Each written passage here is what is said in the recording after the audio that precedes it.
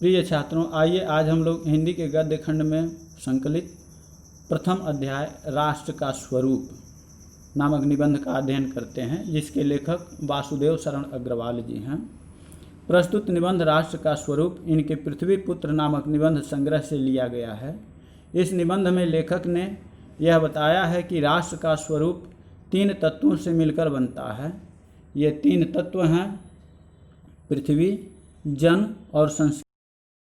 पृथ्वी को माता के रूप में मानना और स्वयं को पृथ्वी का पुत्र मानना राष्ट्रीयता की भावना के उदय के लिए आवश्यक है। राष्ट्र के समग्र रूप में भूमि और जन का दृढ़ संबंध होना चाहिए। इसके साथ साथ संस्कृति के विषय में भी लेखक ने मार्मिक विचार प्रकट किए हैं। लेखक के अनुसार सहृदय व्यक्ति प्रत्येक संस्कृति के आनंद पक्ष को स्वीकार करता है और उससे आनंदित हो उठता है। लेखक कह रहे हैं कि भूमि पर बसने वाला जन और जन की संस्कृति, इन तीनों के सम्मिलन से राष्ट्र का स्वरूप बनता है। भूमि का निर्माण देवों ने किया है, वह अनंत काल से है। उसके भौतिक रूप, सौंदर्य और समृद्धि के प्रति सचेत होना हमारा आवश्यक कर्तव्य है। भूमि के पार्थिव स्वरूप के प्रति हम जितने अधिक जागृत होंगे, उतनी ही हमारी राष्ट्रीयता बलवती हो सकेगी। यह पृथ्वी सच्चे अर्थों में समस्त राष्ट्रीय विचारधाराओं की जननी है। जो राष्ट्रीयता पृथ्वी के साथ नहीं जुड़ी, वह निर्मूल होती है। राष्ट्रीयता की जड़ें पृथ्वी में जितनी गहरी होंगी, उतना ही राष्ट्रीय भावों का अंकुर पल्लवित होगा।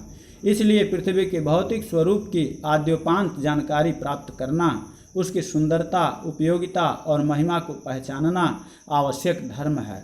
यानी प्रस्तुत गद्यांश हमारी पाठ्य पुस्तक हिंदी के गद्य खंड में संकलित वासुदेव शरण अग्रवाल द्वारा रचित राष्ट्र का स्वरूप नामक निबंध से लिया गया है। यहाँ पर इन पंक्तियों में लेखक ने राष्ट्रीयता के विकास हेतु राष्ट्र के प्रथम महत्वपूर्ण तत्व भूमि के रूप उपयोगिता एवं महिमा के प्रति सचेत रहने तथा भूमि को समृद्ध बनाने पर बल दिया है।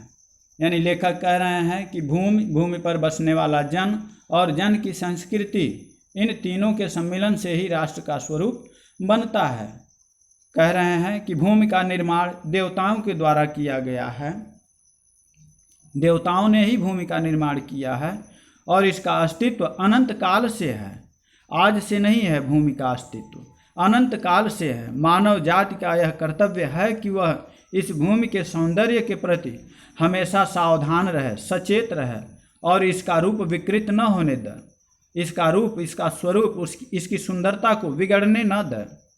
साथ ही प्रत्येक मनुष्य का यह भी कर्तव्य है कि वह भूमि को विभिन्न प्रकार से समृद्ध बनाने की दिशा में सचेत रहे। ऐसा करना इसलिए आवश्यक है क्योंकि पृथ्वी ही समस्त राष्ट्रीय विचारधाराओं की जननी है। जो राष्ट्रीय विचारधारा पृथ्वी से संबद्ध नहीं होती, वह आधारविहीन होती है और उसका अस्तित्व अल्प समय में ही, कम समय में ही समाप्त हो जाता है। वस्तुतः हम पृथ्वी के गौरवपूर्ण अस्तित्व के प्रति जितना अधिक सचेत रहते हैं, उतनी ही अधिक राष्ट्रीयता के बलवती होने की संभावना भी बनी रहती है। राष्ट्रीयता का आधार जितना सशक्त होगा, राष्ट्रीय भावनाएं भी उतनी ही अधिक विकसित होंगी। अतः प्रारंभ से अंत तक पृथ्वी के भौतिक स्वरूप की जानकारी रखना तथा उसके रूप, सौंदर्य, उपयोगिता एवं महिमा को पहचानना प्रत्येक मनुष्य का न केवल कर्तव्य है, बल्कि उसका धर्म भी है। लेखक कह रहे हैं कि इस कर्तव्य की पूर्ति सैकड़ों हजारों प्रकार से होनी ही चाहिए। पृथ्वी से जिस वस्तु का संबंध है, चाहे वह छोटी हो या बड़ी, उसका कुशल प्रश्न पूछने के लिए हमें कमर कसनी ही चाहिए। पृथ्वी का सांगोपांग अध्ययन जागरणशील राष्ट्र के लिए बहुत ही आनंदप्रद कर्तव्य माना जाता है। गांवों और नगरों में सैकड़ों केंद्रों से इस प्रकार के अध्ययन का सूत्रपात होना आवश्यक है। यानी लेखक कह रहे हैं कि हमें उदाहरण के लिए बता रहे हैं कि पृथ्वी की उपजाऊ शक्ति को बढ़ाने वाले मेघ जो प्रतिवर्ष समय पर आकर अपने अमृत जल से इसे सींचते हैं, हमारे अध्ययन की परिधि के अंतर्गत आने ही चाहिए। उन मेघ जलों से परिवर्धित प्रत्येक तृणलता और वनस्पति का सूक्ष्म परिचय प्राप्त करना ही हमारा परम कर्तव्य है। यानी कह रहे हैं कि जो हमारा परम कर्तव्य है, जो हमारा परम धर्म है, उसकी पूर्ति हमें हजारों प्रकार से करनी चाहिए, हर हाल में हमें करना चाहिए। पृथ्वी से जिस भी वस्तु का संबंध है, चाहे वह वस्तु छोटी है या बड़ी है, उसकी जानकारी के लिए, उसके कुशल क्षेम पूछने के लिए हमें तैयार होना ही चाहिए। पृथ्वी का अच्छी तरह से अध्ययन जागरणशील राष्ट्र के लिए बहुत ही आनंदप्रद कर्तव्य माना जाता है। गांवों और नगरों में सैकड़ों केंद्रों से इस प्रकार के अध्ययन का सूत्रपात होना ही चाहिए। लेखक कह रहे हैं कि इस तरह से पृथ्वी की उपजाऊ शक्ति को बढ़ाने वाले जो मेघ हैं, जो प्रतिवर्ष समय पर आकर के वर्षा करते हैं, वर्षा नहीं बल्कि अमृत जल की वर्षा करते हैं, और उस अमृत जल से हमारी फसलों को, पृथ्वी पर उगने वाले जितने भी लताएं, वनस्पतियां हैं, जो भी हैं, उनको सींचते हैं। ये सभी हमारे अध्ययन के परिधि में आने ही चाहिए। बादल का निर्माण कैसे होता है, ये कहाँ से आते हैं, कैसे इनका सृजन होता है, ये सब हमारे अध्ययन के विषय होने ही चाहिए। उन मेघ जलों से परिवर्धित प्रत्येक तृणलता और वनस्पति का सूक्ष्म परिचय प्राप्त करना ही हमारा कर्तव्य है। इस प्रकार जब चारों ओर से हमारे ज्ञान के कपाट खुलेंगे, ज्ञान के किवाड़ खुलेंगे, तब सैकड़ों वर्षों से शून्य और अंधकार से भरे हुए जीवन के क्षेत्रों में नया उजाला दिखाई देने लगेगा। धरती माता की कोख में जो अमूल्य निधियां भरी हैं, जिनके कारण वह वसुंधरा कहलाती हैं, उससे कौन परिचित न होना चाहेगा। लाखों करोड़ों वर्षों से अनेक प्रकार की धातुओं को पृथ्वी के गर्भ में पोषण मिला है। दिन रात बहने वाली नदियों ने पहाड़ों को पीस पीस कर अगणित प्रकार की मिट्टियों से पृथ्वी की देह को सजाया है। हमारे भावी आर्थिक अभ्युदय के लिए इन सब की जांच पड़ताल अत्यंत ही आवश्यक है। पृथ्वी की गोद में जन्म लेने वाले जड़ पत्थर कुशल शिल्पियों से संवारे जाने पर अत्यंत सौंदर्य के प्रतीक बन जाते हैं। नाना भांत के अनगढ़ नग विंध्य की नदियों के प्रवाह में सूर्य की धूप से चिलकते रहते हैं। उनको जब चतुर कारीगर पहलदार कटाव पर लाते हैं, तब उनके प्रत्येक घाट से नई शोभा और सुंदरता फूट पड़ती है। वे अनमोल हो जाते हैं। देश के नर नारियों के रूप मंडन और सौंदर्य प्रसाधन में इन छोटे पत्थरों का भी सदा से कितना भाग रहा है। अतएव हमें उनका ज्ञान होना भी आवश्यक है। यानी लेखक कह रहे हैं कि धरती माता के गर्भ में असीम मात्रा में मूल्यवान खजाना भरा हुआ है। यह पृथ्वी मूल्यवान वस्तुओं का विशाल कोष है, भंडार है। अनेक प्रकार के मूल्यवान रत्नों को अपने में धारण करने के कारण ही इस धरती को वसुंधरा कहा जाता है। इस तथ्य से हम सभी को परिचित होना ही चाहिए, क्योंकि यही तथ्य हमें राष्ट्रीय भावना से जोड़ता है और आर्थिक रूप से संपन्न भी बनाता है। हजारों लाखों वर्षों से जब से इस धरती का निर्माण हुआ है, इसके गर्भ में विभिन्न प्रकार की धातुएं पोषित होती रही हैं। हमारे पहाड़ों से बड़ी बड़ी नदियां दिन रात बहती रहती हैं। इन नदियों के साथ पहाड़ों की उपजाऊ मिट्टी भी बहकर आती है।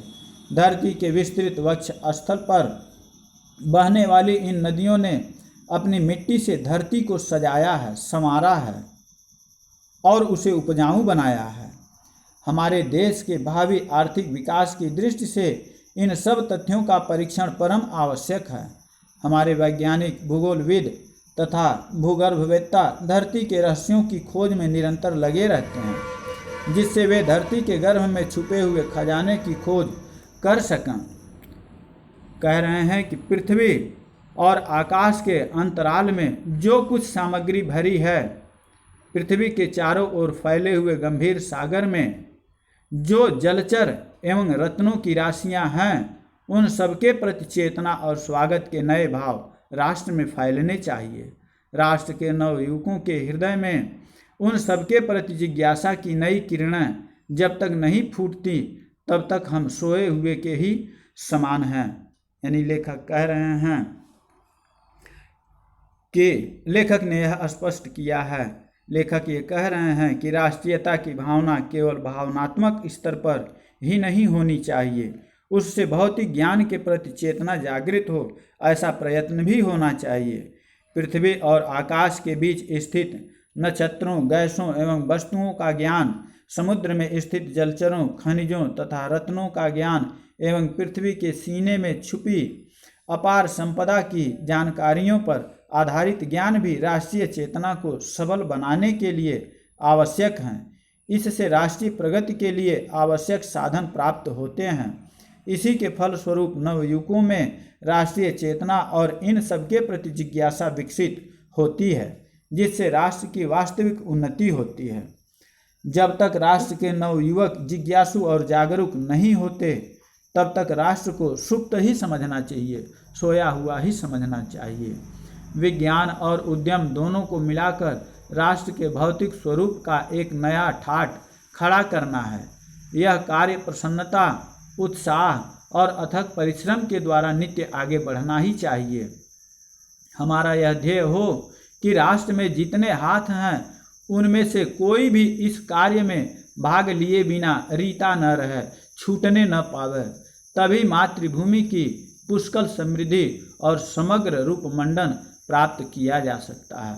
यानी लेखक कह रहे हैं कि विज्ञान और उद्यम दोनों को मिलाकर के राष्ट्र के भौतिक स्वरूप का एक नया ठाट खड़ा करना है, जिसमें ऐसा ठाट खड़ा करना है, इस तरह से इसको नए राष्ट्र का निर्माण करना है, जिसमें विज्ञान और उद्यम दोनों एक साथ हों और यह कार्य जो है प्रसन्नता का, उत्साह का और अथक परिश्रम का, इन सब के सहयोग से ही नित्य आगे बढ़ना होगा। हमारा यह ध्येय हो कि राष्ट्र में जितने भी हाथ हैं, उनमें से कोई भी ऐसा हाथ राष्ट्र के निर्माण में या इस कार्य में भाग लेने लिए बिना छूट जाए, ऐसा कभी नहीं होना चाहिए। तभी मातृभूमि की संपूर्ण समृद्धि और समग्र रूपमंडन यानी इसका रूप संवारा जा सकता है। तभी ये सब संभव हो सकता है, अन्यथा संभव नहीं हो सकता है। आज के लिए बस इतना ही है। आपका दिन शुभ हो।